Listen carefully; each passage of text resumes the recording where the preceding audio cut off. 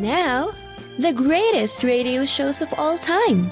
Suspense. The Shadow Node. Washington calling David Harding, Counter-Spy. Classic radio theater. The Great Gildersleeve. Fibber McGee and Molly. Dragnet. Gunsmoke. The Lone Ranger. Now, step back into a time machine with your host, Wyatt Cox. Good evening, friends of the Inner Sanctum. You know, I've talked for years about how much I enjoy radio's outstanding theater of thrills, suspense, and the shows normally hit the mark. Well, here's an episode that didn't. It's an episode from March 30th, 1944. It stars Sonny Tufts, and the episode entitled Cat and Mouse, Suspense on Classic Radio Theater with Wyatt Cox.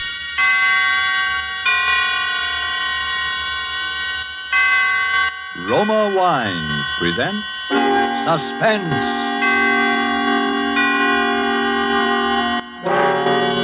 Roma Wines, made in California for enjoyment throughout the world. Salud. Your health, senor. Roma Wines toast the world. The wine for your table is Roma Wine, made in California for enjoyment throughout the world. This is the Man in Black, here for the Roma Wine Company of Fresno, California, to introduce this weekly half hour of Suspense. Tonight from Hollywood, Roma Wines bring you Mr. Sonny Tufts in a suspense play that tells of a murder in Boston and of perilous adventure in Vermont's snow-covered hills. And so with Cat and Mouse, and with the performance of Sonny Tufts as John Guthrie, an engineer, we again hope to keep you in suspense.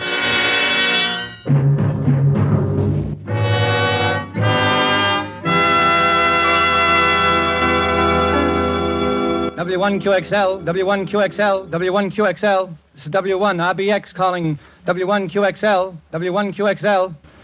This is WIR, Montcar, Vermont, calling and standing by. W1RBX, W1RBX. This is W1QXL in Boston, returning. Hiya, Guthrie, how you been? Signal's clear, good signal. Come in. W1QXL, W1QXL, W1RBX back. Hello, Lockwood. I'm fine.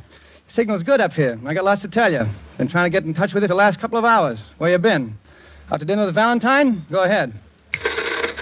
Sorry, Guthrie, I haven't seen Val today. She hasn't answered her phone. Guess she's awful tired of picking it up and hearing me on the other end proposing. Anyhow, I've been working hard. Oh, had a little excitement here at the laboratory an hour or so ago. Thought we had a prowler on the grounds. But guess it was a false alarm. Nerves, I guess. What's your news, Guthrie? I've got a bit for you myself, but let's hear yours first. Go ahead. Okay. Well, as far as I'm concerned, kiddo, you can set up a date for demonstration for the Army Signal Corps and the Naval Ordnance people just as soon as you like. We're in the clear now for keeps. I got the last bug out of the screen this morning, and it ought to make the prettiest little image you ever saw. And if the brass hats put the steam on, I don't see why it shouldn't be in there fighting in a couple of months. Now, let's hear about you. Go ahead. Boy, that sounds great. Hold it, Guthrie. Something going on here. Keep listening. I'll be back in a second. Who is it? Who's out there? Who's there? Get out from there or I'll shoot. Come out. Stop. Stop. What is it, Lockwood? Howard, what's the shooting? Is that you coughing? Lockwood, is that you? Go ahead. Hello. Hello, Guthrie. I saw him that time. Almost got him with my rifle. Wonder what that guy can want.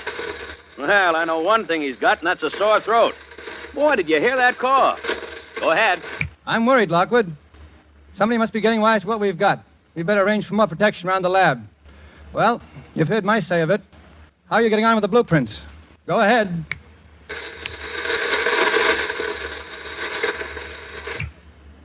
Did you hear me, Howard? Go ahead. W1QXL, W1QXL. What's happened? Come back in. Go ahead. Hello. This is W1QXL. I'm going away.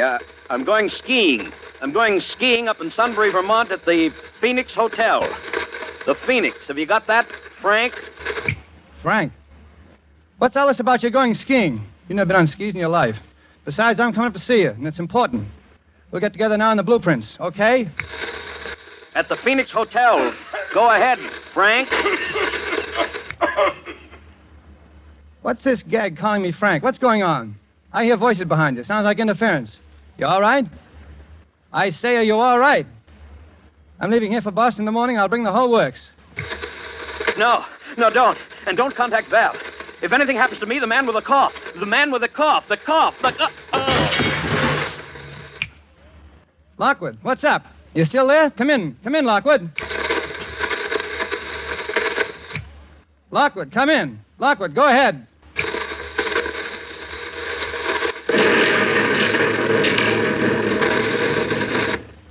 W1QXL. This is W1RBX calling. Go ahead. W1QXL. This is W1RBX. Go ahead. March 30th, 1944, Suspense on Classic Radio Theater with Wyatt Cox. Are you suffering with arthritis or osteoporosis? Do you have diabetes? Did you know that these are just two of the hundreds of diseases that have seen improvement with Dr. Wallach's incredible longevity products? You can't get them at a health food store. The only way to get them is to call us at 800-214-0065. That's 800-214-0065. Do you have heart disease, fibromyalgia, or high blood pressure? Do you have a terrible time losing weight? Dr. Wallach can help. He was a veterinarian and cured diseases in animals. He felt that he could do the same for humans, so he became a physician. Over 50 years of research and helping people like you goes into every bottle of Dr. Wallach's amazing discoveries. Do you want to feel better? Learn how to treat the cause of your problem rather than covering up the symptoms with drugs. Call 800-214-0065. That's 800-214-0065. Okay, I know a lot of you are going, if it's a bad episode, why did you choose this one to air? Because quite frankly, this is what live radio was.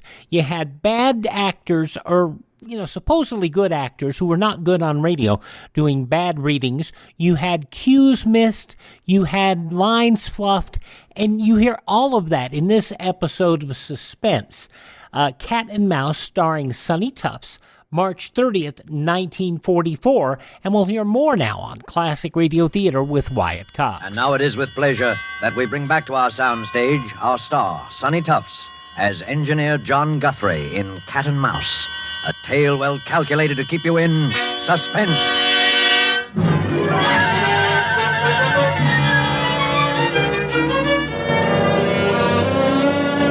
Well, that's about all the facts we know, Miss Ames. Yes?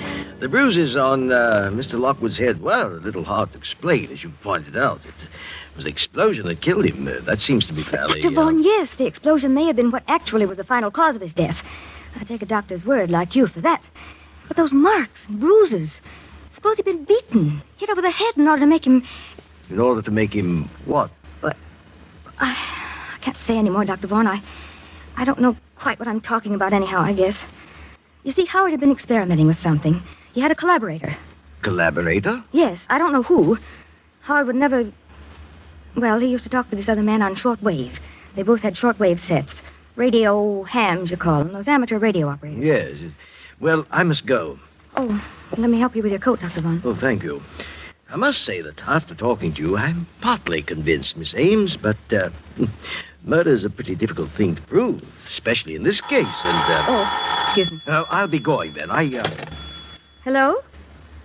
Yes? Who? Mr. Guthrie. Well... Oh, I see. Well, if you were his friend, Where, in the drugstore? Yes, I'll wait. Just come right up to apartment 15E. Yes. Goodbye. Thank you again for your trouble, Dr. Vaughn. Well, please feel that you can call... Oh, I'll get you some water. No, don't bother. Too many cigars. Bad larynx. I'm awfully sorry. I'll say goodbye. Sure you're all right? No, it's perfect. Don't worry. I'll keep in touch with you, Miss Ames. Yes. Well, goodbye now.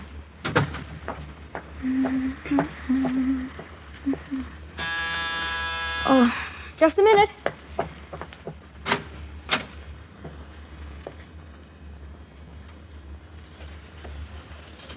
Hello, you must be Valentine Ames. Yes, I am. I'd recognize you anywhere. Well, Are you Mr. Guthrie? Just throw your things in that chair there. You're just as I pictured you. Lockwood spoke of you so often. Howard spoke of me? Do you? You were engaged to be married, weren't you? No, I was fond of him, but never that way. He told me, that is, he said... Then you were his collaborator. Oh, please, Mr. Guthrie, you can trust me. I need help. They all say his death was an accident. The coroner, the newspapers, the police. But I know it wasn't. How did they say it happened? An explosion in his laboratory. Chemicals he was using in his experiments. Nonsense, explosion. There wasn't anything more explosive in Lockwood's lab than a package of matches. Then you were his collaborator. Oh, please, trust me. Lockwood was murdered. I know it. You think so, too, then? Yes. Well, then our job is to prove he was murdered. No, I'm sorry, Val. There's something more important that comes first. When they killed Lockwood, they stole half of our... well... Your invention? But half an invention is worthless. But I have the other half. In other words... Yeah. I'm next. We can count on that. But they don't know who you are. Maybe not yet. That was why Lockwood kept calling me Frank when he was talking to me near the end. He didn't want to give my name away to them. And you've no idea who they are? Just something we could start on? Well, just one thing. That night, the night he was killed, we were talking to shortwave, and he'd been bothered by a prowler. He spoke of it. Well, I even heard the fellow in the air. He was... Oh, that phone. Excuse me a second. Hello? Yes? Oh, Dr. Borberg. Yes, it's nice of you to call me back, and thank you so much for sending Dr. Vaughn to see me. He certainly is... Dr. Vaughn? But you sent him to see me about Dr. Lockwood. About Dr. Edwin Vaughn? You're positive? I see. Well, thank you anyway. Bye. What's up? Well, someone just before you came, and Dr. Edwin Vaughn said he was with the coroner's office. Called on me. And the coroner's office never heard of him. Is that it? Never. Uh-huh. Well, who was he? I mean, what did he look like? Would you recognize him if you saw him again? Well, he was just a middle-aged fellow. Poor man had a terribly bad cough, one of the really hacking coughs. A cough? Yes. It's the same one. He came to Howard's lab the night of the killing. I heard him. You're sure? Positive. You see, it fits. He was looking for me. Figured I'd come here to see you. He wants my half an invention. Well, Val, they need what I've got, and I've got to get back what they've stolen, so... Where are you going? Skiing. What? I'm going back to Vermont to go skiing. I'll send you a card from the Phoenix Hotel.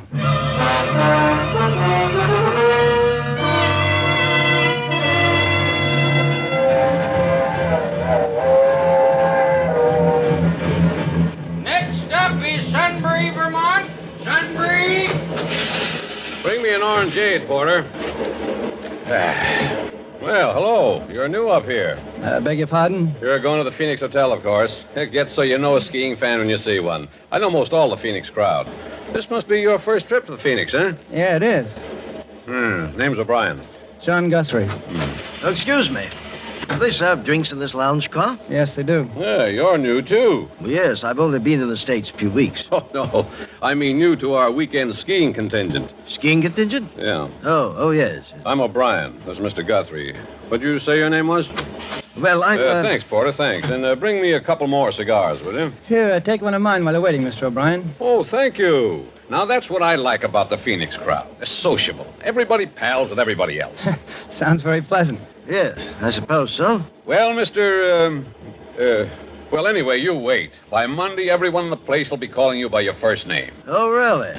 Well, I guess I'd better be getting back to my compartment. Very happy to have met you, gentlemen. See you later. Weird duck. Unsociable like. Now, I always say, you take a fellow that won't mix. Be quiet a minute. What's the matter with you, Mr. Guthrie? You look like you'd seen a ghost.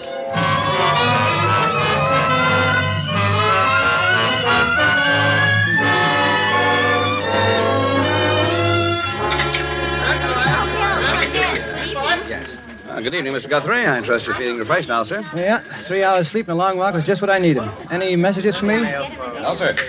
Good evening, Mr. O'Brien. Hello there, hello. Ah, there you are. I've been looking for you everywhere. Want to introduce you around to some of the folks here. Well, thanks, Mr. O'Brien. I would kind of like to get acquainted. Why, sure. Be sociable. You see the old lady in the wheelchair? That's Mrs. Garvey. Mrs. Garvey, eh? Yeah. They're new here, too. Legs paralyzed, poor soul. Always sits and knits. The husky man's her husband. Well, hello there, folks. Hello, Irishman. Well, Feels good here. so you're our newcomer. Only one of them, yeah. And this sweet soul, Mr. Guthrie, is Mrs. Garvey. You'll excuse my not shaking hands. I'm all tied up in this ball of wool. When you can't walk, you compensate by keeping the hands over busy. Well, it's very considerate of you to make me feel at home here, Mrs. Garvey and Mr. Garvey. Surprised a strong young man like you isn't in the army. Really, Daddy, you have to excuse him, Mr. Guthrie. Nosy and fresh. Well, there's no harm done. See, I'm an engineer, and they've deferred me.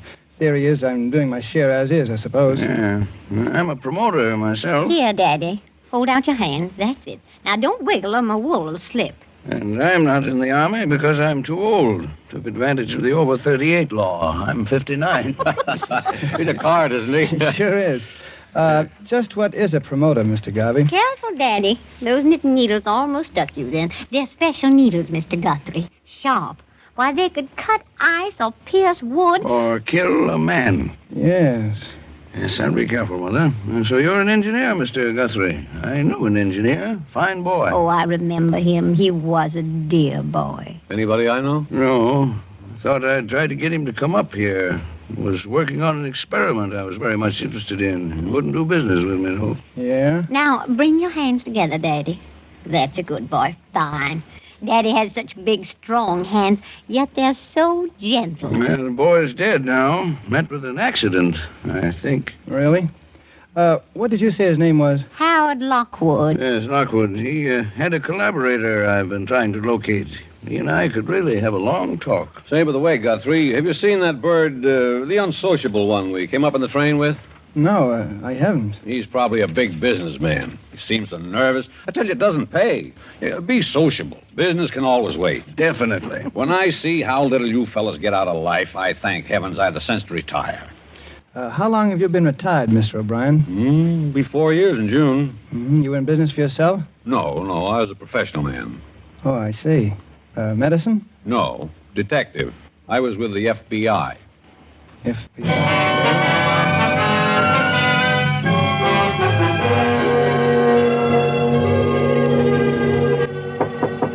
Come in. Well, Guthrie, come in. Feel just like a nice sociable talk. Sit down. Mr. O'Brien, I'm in trouble and I need expert help, and you were an FBI man. You can help me. Uh-oh. I was afraid of that. I'm sorry, Guthrie. I'm retired. Too old for the game. You get a hold of the Boston office. They'll get someone up to help you in a jiffy. Call Jack Porter. He's in charge now. Mention my name. But there's no time now. You see, Boston is 6 hours from here. I need help right now. Oh, take it easy, boy. Relax. I suppose you're another engineer with some gadget that's going to win the war. That's a familiar one. Mr. O'Brien, this is serious. There's a murder in this hotel, and if I don't get him, he'll get me. Now, take it easy. If you'll just give me a hand. You know, I felt there was something going on here this weekend. Things weren't sociable like they usually are. Mm-hmm. What have you noticed? Nothing in particular. Just people seemed to act funny. You take that Garvey and his old wife, and that bird with a cough that came up on the train with us. What's he up to, eating his meals in his room? Look, will you help me, Mr. O'Brien? I do have an invention, as it happens, and... Oh, excuse me a minute. Hello? Mr. Guthrie? Yes, he's here. The gentleman in 421. Right now. Very well. Goodbye. It's for you. Party in 421 wants you to step in and see him. That's him, that fake Dr. Vaughn. Well, this is it. And you refuse to help. Oh, now, look, I'd like to, I guess, but after all... All right, O'Brien, but look, just this. 421 is right down the hall. And if I'm not back in 10 minutes, will you knock on the door? Oh, that much? I'll do for you. John. Val. Valentine, what are you doing here? We agreed that you... Oh, John. Open your door quickly before we're seen together. Look, Val, I've got something important to do. Wait in my room for me. If I can only find a key. The door's open. That's funny. I locked it. Look. The room's been searched. My papers, the pillows, my trunk. Oh, John, they know you. Where is it? You didn't bring the blueprints with you here. I'm not that dumb. Well, it's gone. What? My gun. Oh, John, I'm afraid. I feel as if I'd known you for a long time. My dear. Well, you know I love you, don't you? John, we shouldn't talk about that now. But, you see, I've been in love with what I think you are. I've only known you for 2 days, and... What are you trying to ask me, John? Why you came when we agreed that you shouldn't. Because I was afraid that you... And why I find you hiding near my door and find the door unlocked when I had locked it only 10 minutes ago, and then I come into my room and I find this. Oh, John, don't. Please don't. I came because I wanted to help you. I felt that if you were in danger, it wasn't right for me to stay home, safe, not knowing. Yeah. I'm sorry, Val. I trust you. Look, stay here. I'm going down the hall. Somebody's waiting. Oh, don't go, John. Don't, please. I'm afraid for you. You got a gun, Val? Yes, I thought I might need it. Well, give it to me. Now, kiss me. Oh, John, Wait here. If I'm not back in 10 minutes, get the police. Where are you going? Room 421, to talk to a man about his cough. I'm going with you. This is his room. I'm going in with you. You're staying outside. Step back. Don't let him see you. Open up. His door's open, too. They're on the rug, the body. Dr. Vaughn, he's dead. Look at the gun. He's holding it. He killed himself. You mean he's supposed to look as if he killed himself? He was shot in the back of the head. A bit too neat. What do you mean? That gun in his hand. It's mine. Then if he wasn't the murderer, who was he? Oh, John, the gun. They'll think that you... Shh, take it easy. That gun may come in handy. Come in. Line flubs, technical cues, what a mess. But we'll hear the end of Suspense, March 30th, 1944, starring Sonny Tufts, following these important words from your favorite station, when Classic Radio Theater with Wyatt Cox continues. No offense, but are you a little fat when you look in the mirror? How would you like to learn the secrets to lose 3 to 5 pounds a week easily, without joining the gym or going through any crazy diets? It's called Body Sculpt by Med Diet. For the last 2 decades, we've been helping people just like you that have pounds they want to shed. We've helped millions of people lose thousands and thousands of pounds over the years. And now it's your turn.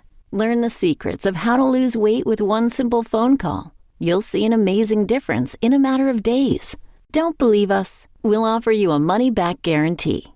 If you're ready to start losing weight right now, call right now to learn more about your risk-free order to Body Sculpt. Call for your risk-free offer. 800-738-5332. 800-738-5332. 800-738-5332. That's 800-738-5332.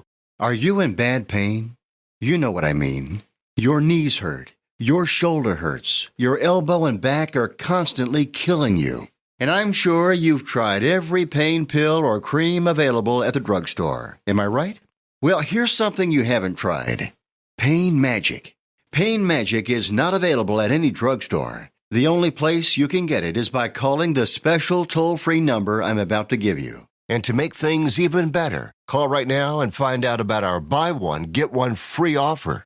We're so confident it'll work for you that we offer a free bottle with your purchase. No prescription required. Call now to learn how you can get Pain Magic and get rid of your pain. Remember, your results may vary. 800-492-8164.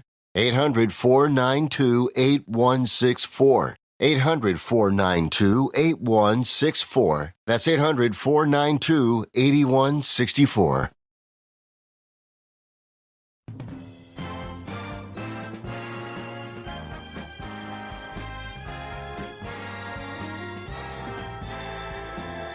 Now, mercifully, on Classic Radio Theater with Wyatt Cox, the conclusion of Suspense, March 30th, 1944, Cat and Mouse, starring Sonny Tufts. Well. Oh, Brian, look here. What? This gun's mine. It's a plot to frame me. What? That's not your killer, Guthrie. That's Hilary Lawrence of Scotland Yard, assigned to this case because his government, like ours, is keenly interested in your invention. I should have listened to you before, Guthrie. You know about it, then? I checked. Called FBI office in Boston. Talked to Porter. Yes, your Dr. Vaughn was Hilary Lawrence of Scotland Yard. He was the one you heard in Lockwood's lab the night he was killed. He must have got a little too close in the tail of the real killers. Mr. Garvey was... Well, I really don't know enough to talk. I better shut my big mouth.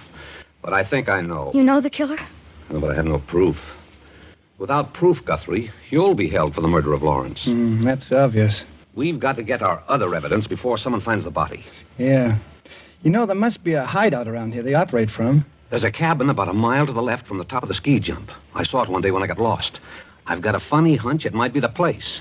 If we can get there and find something involving them before the hotel people find this body and arrest you, we'll be... Well, what are we waiting for? Come on, let's go. Come on back to my room, Val. See you downstairs in 5 minutes, O'Brien. If we don't find proof, John, what then? Then We get murdered or get held for murder. The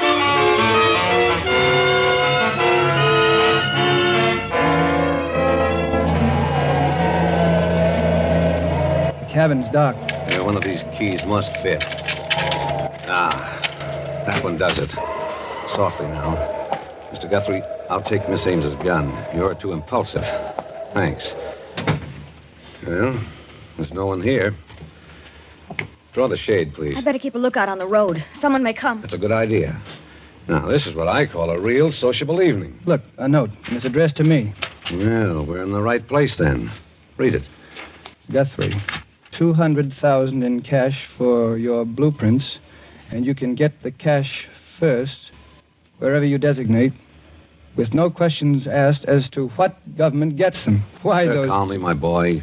You don't have the prints here, do you? No, they're in a safety vault, and my name is San Francisco. What's that there, that panel? It's a radio rig, sending and receiving. Someone's coming. Who? Quick, turn off that light. Sneak a look, John, here, through the window.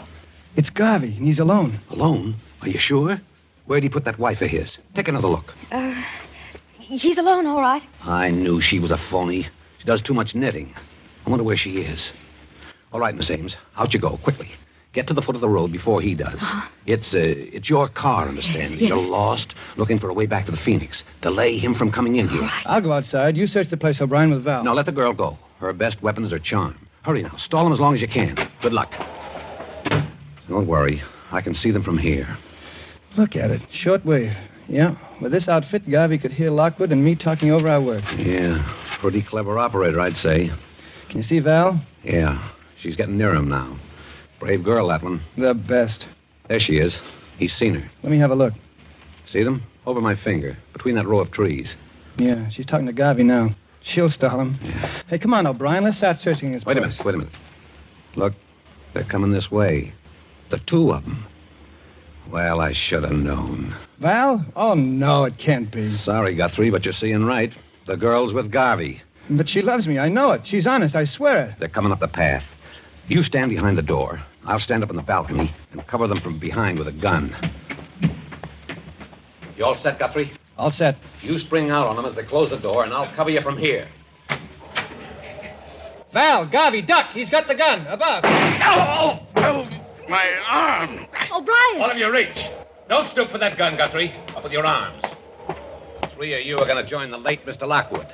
The girl and Mr. Garvey of the FBI who poked his nose in the book too far. You're out of your mind, O'Brien. What will you get by killing us? I've got the information you want, and if I'm dead, you'll never get it. I'm fighting for my life now, not your invention.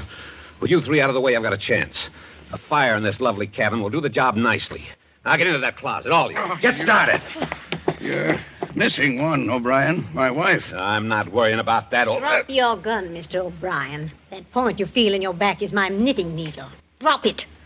Remember, it can crack ice, pierce wood, or kill a man. Okay, Mrs. Garvey. Certainly nice to see you again. Nice job, Guthrie. You tipped us off just in time. Sit down, Mother. You look tired. You must be standing behind the kitchen door for an hour. Look here. Just be quiet, Mr. O'Brien.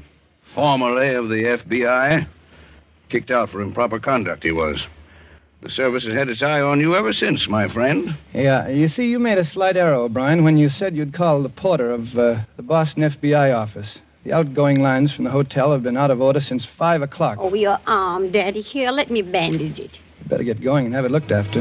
Oh, it's bleeding. I think I'm going to faint. Faint ahead, Val. I got a pair of arms that aren't doing a thing.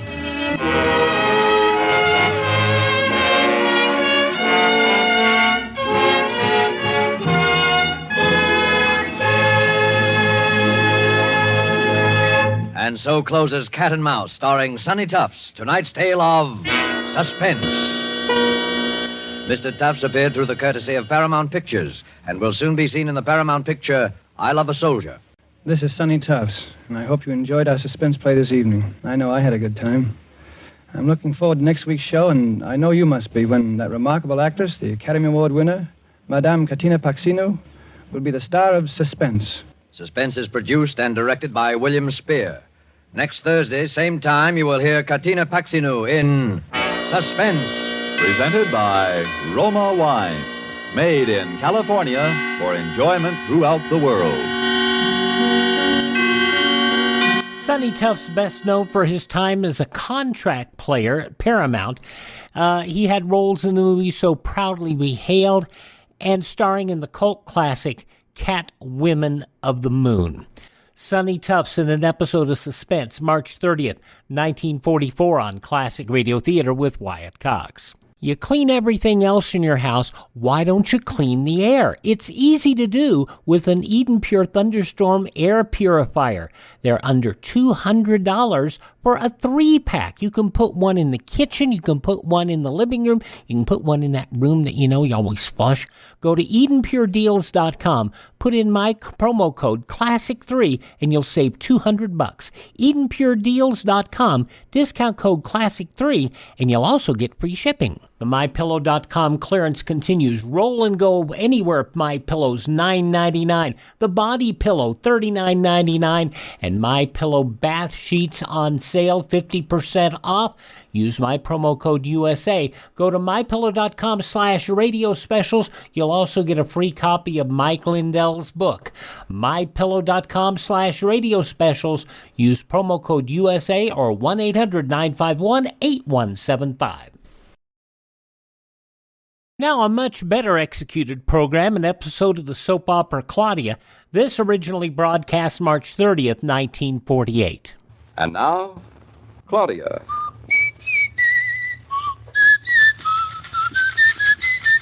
Well, David, I'm glad there's one cheerful man in this office at any rate. What's wrong, Roger? I thought you liked the idea of going to Chicago. I like the idea of going to Chicago and meeting Carrington and of getting our freight terminal underway, but I do not like the idea of leaving New York. Well, I guess we can't have everything. I know. One of the most dismal facts of human existence is the difficulty of being in two places at the same time. Well, you won't have to be in Chicago very long, I hope. Makes no difference. The trouble is that I must be there at all. David, I'm going to ask you and Claudia to do me a favor. Oh, we'd feel honored, Roger. Do you want us to entertain a maiden aunt or get your laundry back? Perhaps it's a combination of both. I'd like you to keep an eye on my son, Jeffrey, while I'm away. Glad to. Oh, don't be hasty, David. He may be more of a handful than you imagine. Oh, I doubt it. I really don't know. He's away at boarding school, and he's at that age of rapid changes. I see him perhaps once in 3 months, and his behavior on one occasion is no clue to what he'll be like 3 months later. Seems to me I remember what that's like. A year ago, he seemed to be planning a career in professional football. He was 15 then.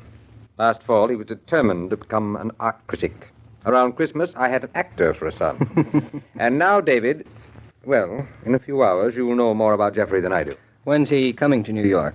Well, he'll be leaving Boston around noon. He spent most of his vacation up there with his grandmother. And he should be here about 5, huh? Exactly. Can't stay at a hotel. His mother, of course, is away campaigning for something or other very worthy. And now that I have to go to Chicago, you are really the only people I can turn to. Oh, we'd be delighted, Roger. We have an extra room, and we'd love to have him stay. It's very good of you, David. Jeffrey's 16 now, isn't he? He was 16 about 2 months ago. That's wonderful. Claudia's only 19, so they'll get along famously. Well, after all, he's only 3 years younger than she is. You'd be surprised how long 3 years can be. I'm looking forward to learning. We'll expect Jeffrey for dinner tonight, then, Roger. That's very good of you. Let me see now. It's 10:15. I have half an hour to get to the station for my train. I'll send Jeffrey a telegram. He'll get it before he leaves for his station. And he should be at your apartment at 6 o'clock.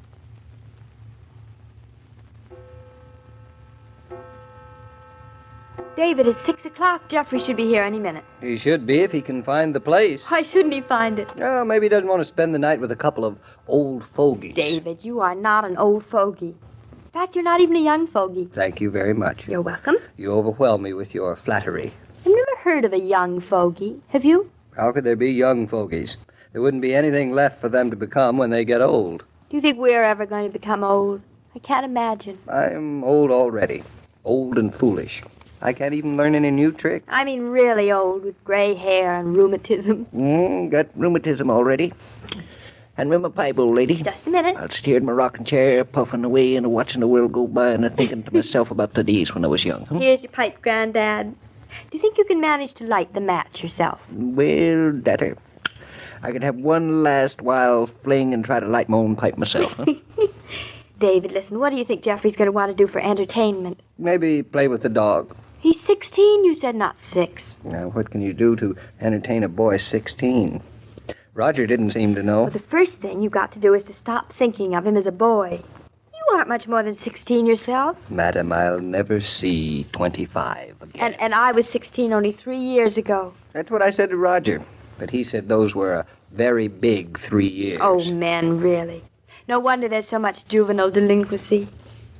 And now listen, David, we've got to think of what Jeffrey would do if he were trying to do what he wanted to do. See? Sure, I see.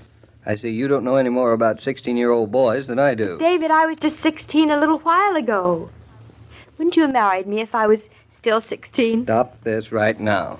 You're only going to make me regret the years I wasted. I'm sorry I didn't marry you when you were 2. You haven't really changed much since then. Darling, we haven't got time for this. I'm sure we've just got to treat him like everybody else. Maybe you're right. We'll just take him to dinner, and then we'll go to that movie around the corner that we've been waiting for weeks, and we'll have a nice, long talk about world affairs. Fine. Huh? You better make up your mind what you think about world affairs, because there is Jeffrey. I'll go. Remember, we're going to treat him like an equal. I just hope he treats us like one. Hello. You must be Jeffrey Killian. I'm Claudia Naughton, David's wife. How do you do? Please come in. Did you have a nice trip down from Boston? It was very pleasant, thank you. David, I'd like you to meet Jeffrey Killian. Hello, Jeffrey. Welcome to New York. Glad you got here. How do you do, Mr. Norton? Let's have your bag. I'll show you to your room. Oh, no, sir. Please let me carry it. It's rather heavy. Heavy? Well, I think I can manage. Don't you think so, Claudia? Of course. Excuse me, sir, but I think I'd better. Well, if you insist, Jeffrey. Yes, sir. You see, it's rather heavy, sir. I see. By now. Well, you don't want to go to your room right away, do you, Jeffrey? Let's sit around and talk a while. You look very much like your father, and he's one of the nicest people in the world. Yes, Mrs. Norton. Thank you. Would you like to sit down, Jeffrey? I don't suppose you smoke yet. Oh, no, sir. We're not allowed to smoke until we're 18, sir. I see. Look, Jeffrey, I don't see why we can't all call each other by our first names. Mine's David. Yes, sir. You must go to a very good school, don't you? Yes, Mrs. Norton. It's the best school in the country. That's fine. But it must be nice to get away on a vacation now and then. I know Roger, your father, was very sorry he had to go to Chicago today and couldn't be here. But we were very glad for the chance to meet you. I'm very glad to meet you, too, Mrs. Norton. I like to be with older people once in a while. Older people? You mustn't think of us as older people, Jeffrey. You must just think of us as friends of yours. Oh, I see, Mrs. Norton. Don't you think you could manage to call us, Oh, well, never mind. Yes, sir. What do you usually do when you're on a vacation, Jeffrey? The usual thing, Mrs. Norton. What's the usual thing? Dances, sir. Parties, a theater or two. Oh, that must be lots of fun. I'm afraid you'd find it a bit juvenile, Mrs. Norton. I do myself. Then you mean you don't go? Huh? Oh, yes, sir, I go. I just mean sometimes it's a waste of time. I like to explain that when I talk to older people. Sometimes they seem to get the wrong impression of us, sir. Jeffrey, you must really go to a very good school. Oh, yes, it's only during vacations that we have all these parties, Mrs. Norton. I'm glad you reminded me of that, Jeffrey. It's so long ago for me that I'd forgotten what it's like. I think maybe Claudia, Mrs. Norton, remembers. Do you, darling? I do remember going to dances. Sort of. One of the things you'll learn, Jeffrey, as you grow older is that ladies have the longest memories. I've noticed that already, sir. Why, of all the... Claudia, do you remember vacations from school? Do you remember your 40th birthday? You wouldn't think to look at me that I was over 40, would you, Jeffrey? Oh, no, sir. You look very young for 40. Well, thank you, Jeffrey. Now, what would you like to do this evening? We were thinking of going to a movie. Thought you might like to come along. Oh, I'm afraid I can't, Mr. Norton. Didn't Dad tell you, sir? Well, your father didn't tell me anything. Anything that was much help. Oh, I'm sorry, but I'm going to a party tonight. A party? How exciting. It isn't really, Mrs. Norton. Perhaps you remember what they're like. Always the same people. Very young. Usually jitterbugging. Although I'm happy to say that's on the way out. It is? Oh, yes. During the war, that was very popular, Mrs. Norton. But since then, things have changed a great deal. We've all grown a lot older. We've all grown a lot older since this morning, Jeffrey. A great deal older. Don't you think so, Mrs. Norton? Much older. David, I think I'm going to need help getting out of this chair. Oh, I'm so sorry. Something the matter? My wife, Jeffrey, suffers from rheumatism. I'm indeed upset to hear that, sir. My father has stomach trouble. I guess when people get to You don't need to finish that sentence, Jeffrey. You're perfectly right. Terrible things happen to people when they grow older. The worst part of it is that they happen when you least expect it. Did you expect all this to happen to you today, Claudia? I know just how it is, Mr. Norton. When I was younger, I used to be able to do all sorts of things I can't do anymore. What sort of things, Jeffrey? Well, up at school, there's a very famous little store called the Jigger Shop. What's a jigger? Well, nobody really knows. The shop is so old, they've forgotten. But the younger boys like to go in and eat the fanciest things you ever saw, Mrs. Norton. You mean banana splits and things like that? Oh, yes. I myself used to be able to eat 2 at a time. Sometimes even 3. Now I suppose you can't even force more than one. Well, Jeffrey, that's the way life is. You might as well view it philosophically. That's true. I can't eat more than 1 now. And as a matter of fact, sir, I've really lost my taste for You them. don't say. Except on special occasions like when we beat St. Mark's at football. It's funny, I love banana splits. You are an anachronism, darling. I am? I've heard that when people get much older, they begin to like the things they liked in the first place all over again. Jeffrey, I think you have put your finger on a very important consideration. Thank you, Mr. Norton. I really enjoyed this conversation very much, but I'm afraid I have to start getting dressed for the party. Oh, it's for dinner, Jeffrey. Yes, and please don't wait up for me. I'll be very, very late. Perfectly all right. We'll leave the door on the latch. It's certainly been nice talking to you like this. It's really a relief from talking to people of one's own age all the time. Jeffrey, before you go, maybe you'd like to guess just how old Mrs. Norton is. Well, sir, she looks very much like my uncle's wife. And how old is she? Well, she's quite old, sir. She's at least 20. Thank you very much, Jeffrey. You've relieved me considerably. Well, thank you, sir, but I've got to get dressed, sir. It's the door down the hall to the right. Thank you. Well, I did my best to treat him as an equal, but I really think he's too old and wise for me. How do you feel? David, I feel just like an old fogey. Well, don't worry, darling. I think it'll turn out just as Jeffrey predicts, and your second childhood will set in again as soon as the young man goes back to Boston.